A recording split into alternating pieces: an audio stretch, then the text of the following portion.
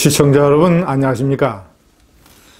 노무현 대통령의 초대 정무수석을 지낸 유인태 전 의원이 문재인 좌파 정권을 신랄하게 비판했습니다.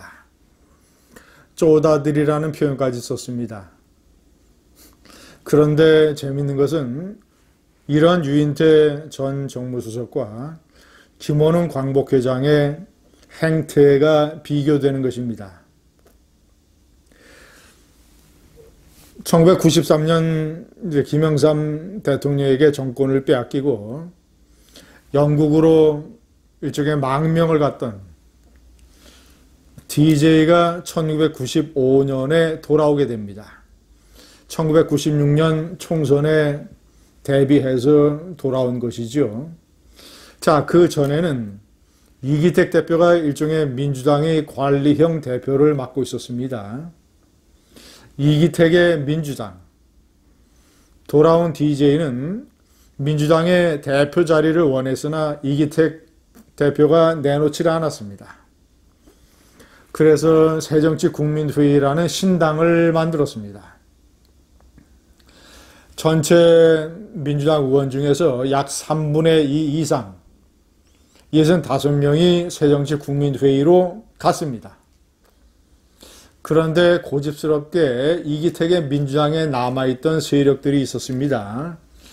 이 세력들은 이듬해 1996년 총선 때 이기택의 민주당이라는 간판을 달고 겁없이 총선에 출마를 합니다. DJ의 새정치국민회의가 있는데 결과는 참담한 현실을 확인하는 것이었습니다. 대부분 다 떨어졌습니다.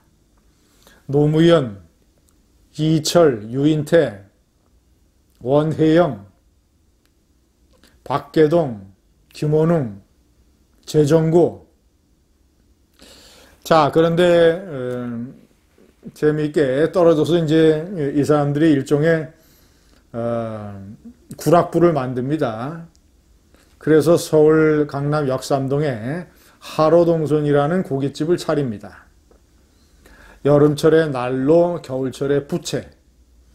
지금은 쓸모가 없지만 앞으로 언젠가는 쓸모가 있게 된다. 자, 그런데 얼마 못 가죠. 2000년 총선을 앞두고 이 사람들이 이제 정치적인 선택을 하게 됩니다. 노무현, 유인태, 원혜영, 이런 사람들은 민주당을 택하게 됩니다. DJ의 민주당. 자, 그런데 이 김원웅, 박계동, 재정구 이런 사람들은 한나라당을 가게 되는 것이죠. 한나라당을 선택을 했던 김원웅은 한나라당을 배신하고 지금 광복회장이 돼서 입에 담지 못할 패륜적 망언을 쏟아내고 있습니다. 그런데 민주당을 택했던 노무현, 유인태, 자, 이런 사람들은, 원혜영, 이런 사람들은 노무현은 대통령으로 당선이 되고 유인태는 그 대통령의 정무수석을 지내다가 지금 문재인 좌파 정권에게 같은 좌파 민주당이 이래서는 안 된다라고 쓴소리를 내고 있습니다. 유인태와 김원웅을 비교를 해보면 같은 하늘 아래 똑같은 세상에서 이렇게 인간형이 다를 수 있구나 라는 것을 새삼 느끼게 됩니다. 유인태 전 정무수석이 중앙일보 김정하 중견 기자와의 인터뷰에서 이 쓴소리를 자세하게 조목조목 늘어놓았습니다. 첫 번째, 민주당 이제 그 최근의 지지율 폭락의 원인에 관한 대화를 나누면서 부동산 문제도 있지만 또 하나의 중요한 원인은 집권 세력이 오만하게 비춰진 것이다. 상임위원장을 독식한 것은 오만이다. 협상 과정에서 주영 원내대표가 양보를 하려고 했다. 전반기 법사위원장을 민주당이 맡고 후반기 법사위원장을 통합당이 맡는다. 자, 그런데 이 양보안을 이 민주당에서 아니 지금 원내대표가 왜 하반기까지 정하느냐 라는 식으로 반대하는 의견이 있어서 시간을 질질 끌다가 김종인 비대위원장이 자, 그렇다면 저쪽에서 전부 다 독식하는 것으로 놔둬라. 이것이 오히려 유리할 것이다. 이런 독식 프레임을 구사를 했다는 것이죠. 자, 이 대목에서 이렇게 얘기를 합니다.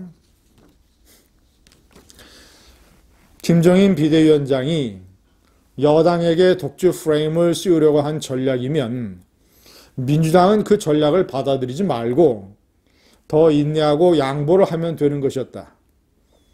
그런데 쪼다들이 후반기 위원장 하나 양보를 못해서 쯧쯧 쪼다들이라는 표현까지 썼습니다. 두 번째, 추미애 법무장관은 잘못된 인사다. 합리적인 검찰 출신을 썼어야 된다. 검찰 인사에서 추미애 장관의 검찰 인사에서 너무 고압적인 태도를 보였다. 자, 그리고 국회에서 야당 의원들이 추미애 장관 아들의 휴가 미복귀 문제를 질의하는데 소설 쓰시네라는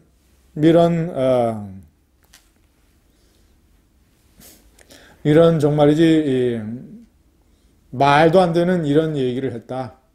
법사위원장이 사과를 할 기회까지 줬는데 사과도 하지 않았다. 추미애의 이런 태도가 지지율 폭락의 주요한 원인이라는 것이죠. 3번, 부동산 문제는 현실을 인정을 해야 된다. 지금 시중에 돈이 너무나 많이 풀렸기 때문에 집값 잡기가 어렵다는 것이죠. 그런데 대통령, 장관 이런 사람들이 그런 현실을 인정하지 않고 쓸데없는 말을 해서 문제를 더 키웠다.